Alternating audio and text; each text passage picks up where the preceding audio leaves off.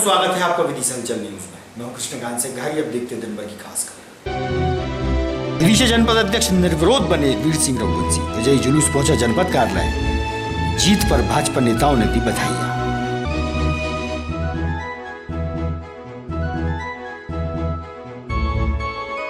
बीती रात को झगड़े के दौरान दौलतपुरा क्षेत्र में ऑटो में की गई तोड़फोड़। प्रशासन से की दोषियों पर कार्रवाई की मांग।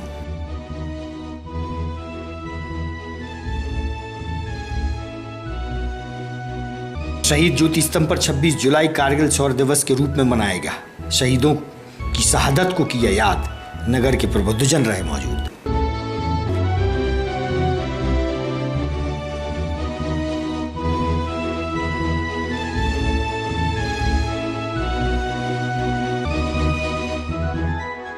अब खबर विस्तार से।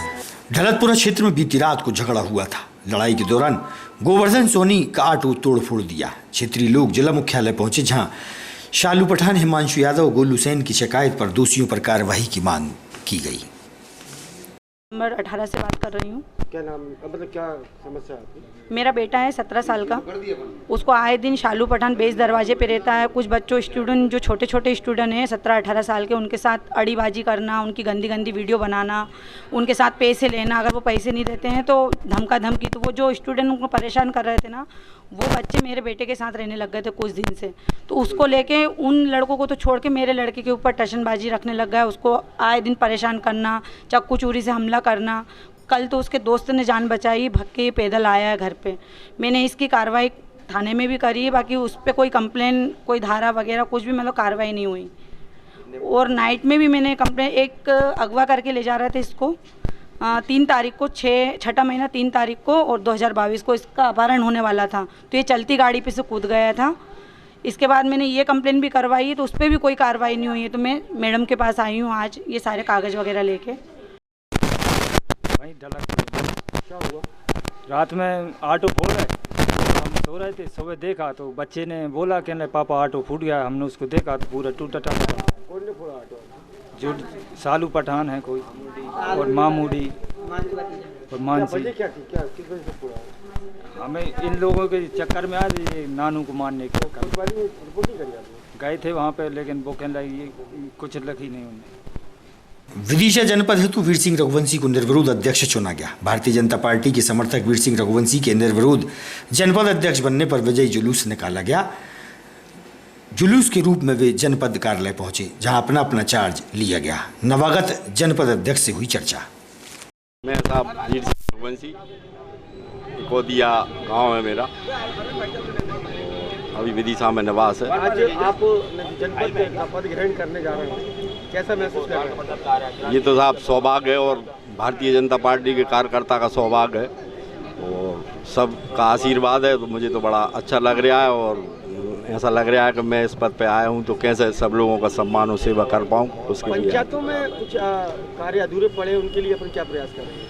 अब जो भी कार्य अधूरे हैं वही सब पूरे किए जाएंगे। जी, जनपद कार्यालय के सामने कीचड़ है, इसके बारे में क्या विचार किया जाएगा? लंबे समय से व्यवस्था, ये तो बरसात है साहब, और कीचड़ है भी, तो उसको ठीक किया जाएगा। और क्या क्या उम्मीद करे जनता आपसे?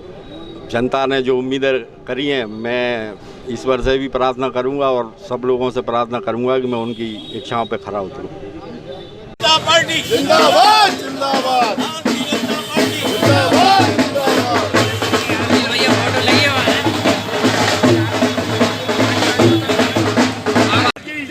भारतीय जनता पार्टी जिंदाबाद, जिंदाबाद, भारतीय जनता पार्टी जिंदाबाद।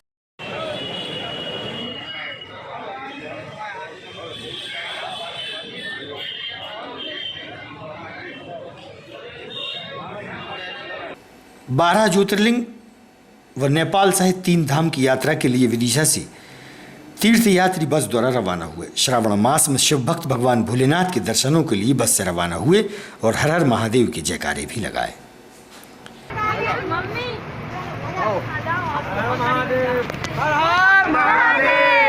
बोल लो। 3 धाम 11 ज्योतिर्लिंग के लिए मैं नेपाल के सभी बस द्वारा आज प्रस्थान कर रहे हैं। भगवान भोलेनाथ सबका कल्याण करे और आगे अक्टूबर में फिर बद्रीनाथ के लिए जाएंगे। हर हर महादेव। चलो विराज। द्वारकानाथ भगवान की जय। जगन्नाथ भगवान की जय। क्या खड़ो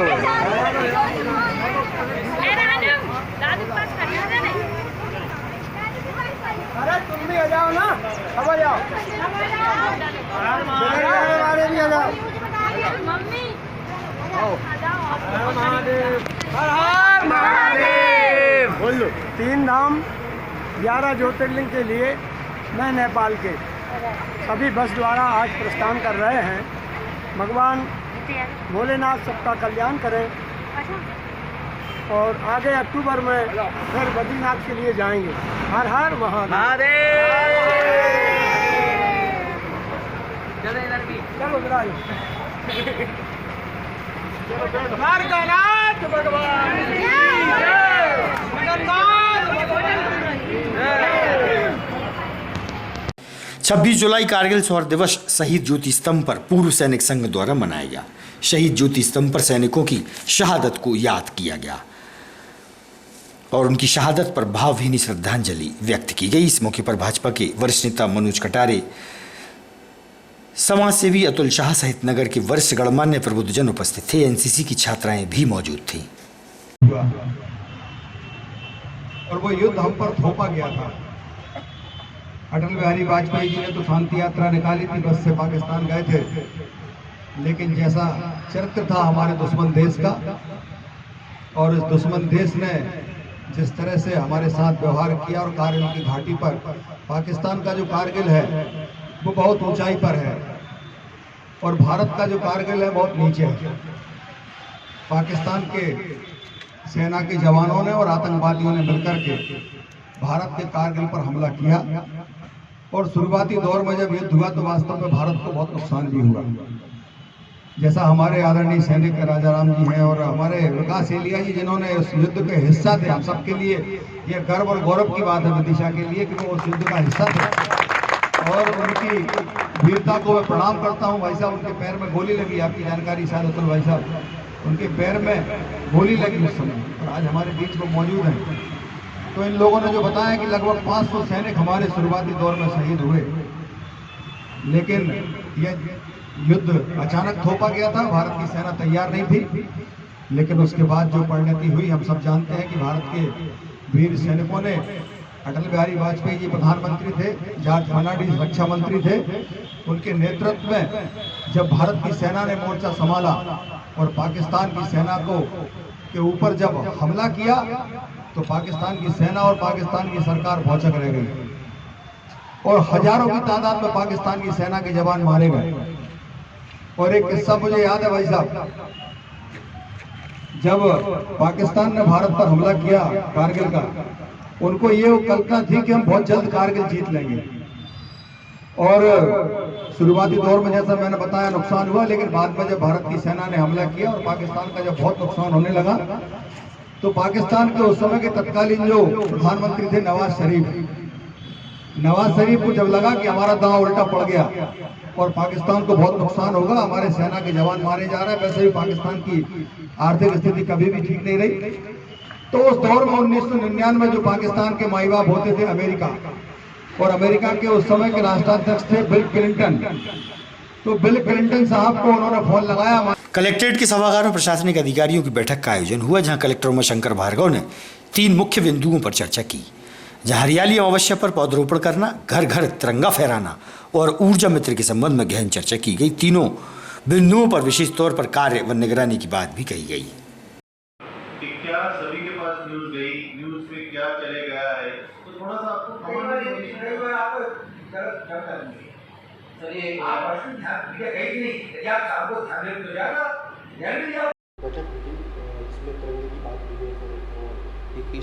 इसमें आज हमने जो बैठक ली थी वो 3 चीज़ों को लेकर की थी।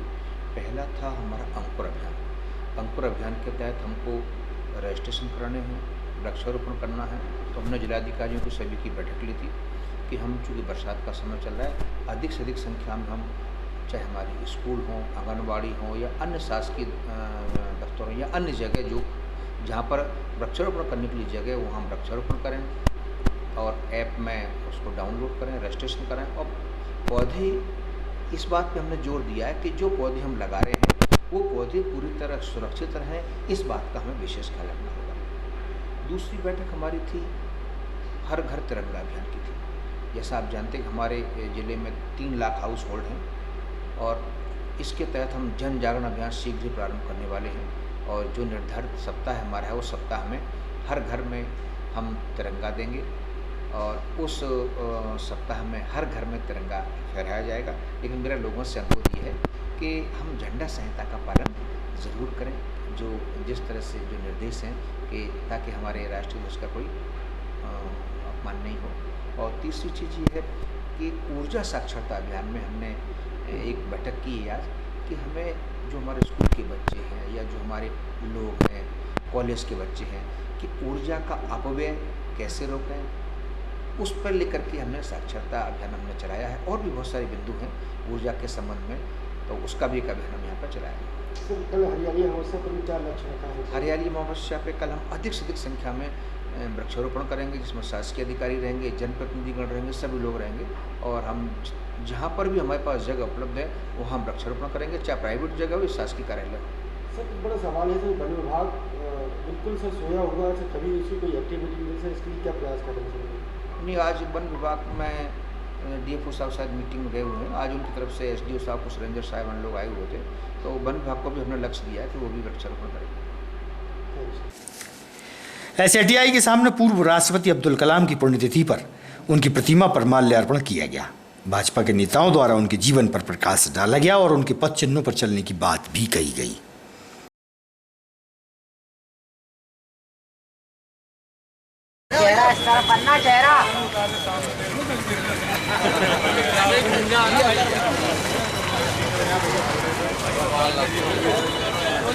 भारत माता की जय, भारत माता की जय। APJ अब्दुल कलाम, APJ अब्दुल कलाम, भारत माता की जय, भारत माता की जय,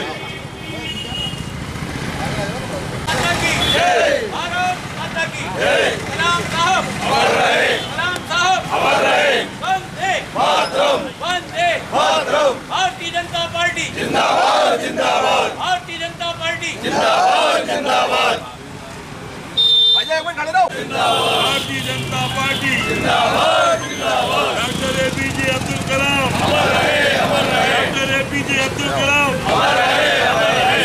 जब तक सूरज चांद रहेगा, नाम रहेगा, नाम रहेगा। जब तक सूरज चांद रहेगा,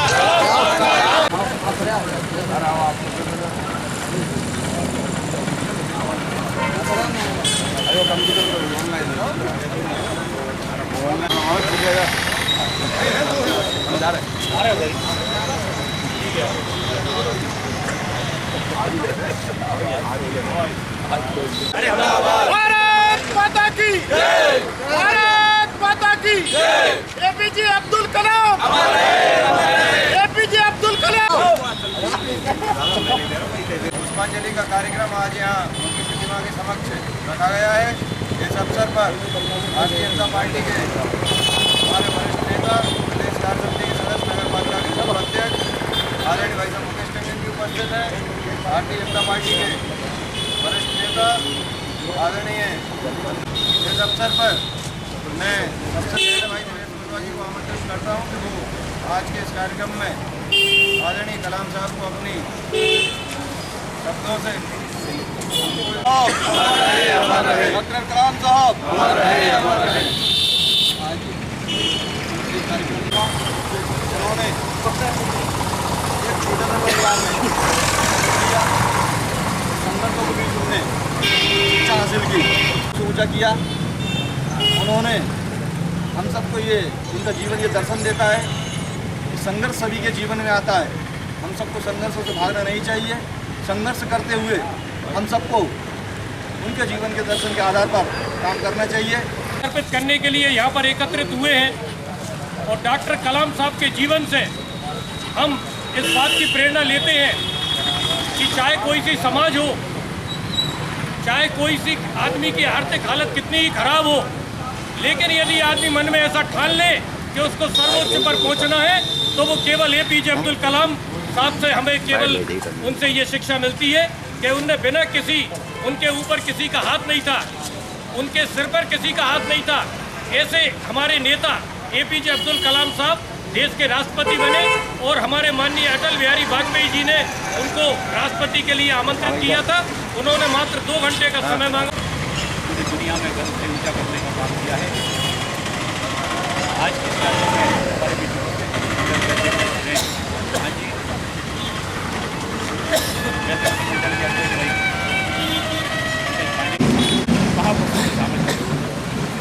जिन्होंने एक बहुत ही आर्थिक रूप से कमज़ोर परिवार में जन्म लिया, उस परिवार की शिक्षा भी बहुत ज़्यादा नहीं थी। वो उसके बाद अखबार बांटकर मेहनत मजदूरी करके उन्होंने पढ़ाई लिखाई की और पूरी दुनिया में एक मिसाल प्रस्तुत की। हम सब जानते हैं उनकी जो भारत देश के लिए सेवाएं रही हैं वो अद्भुत हैं। हम सब आज उनको बड़े श्रद्धा के साथ याद कर रहे हैं। तो वास्तव में यहाँ स्टैचू लगाने के पीछे जो नगर पालिका की भावना थी हमारे पार्षद साथियों के साथ, ये जो इंजीनियरिंग कॉलेज है यहाँ पर पढ़ने वाले छात्र उनके जीवन से प्रेरणा लें और प्रेरणा लेकर उनके से उनके बताए हुए रास्ते पर चलेंगे तो निश्चित रूप से इस कॉलेज से भी हमारे बच्चे निकल कर, क्योंकि अभी इंजीनियरिंग कॉलेज है, हमारे देश का नाम रोशन करेंगे। हम बड़े श्रद्धा के साथ आज उनको जो है उनके चरणों में श्रद्धा समर्पित करते हुए याद कर रहे हैं। बहुत बहुत धन्यवाद। जय हिंद। नंदवाना स्थित श्री जी मंदिर में श्रावण मास में भक्तों और श्रद्धालुओं द्वारा हिंडोलना महोत्सव मनाया जा रहा है।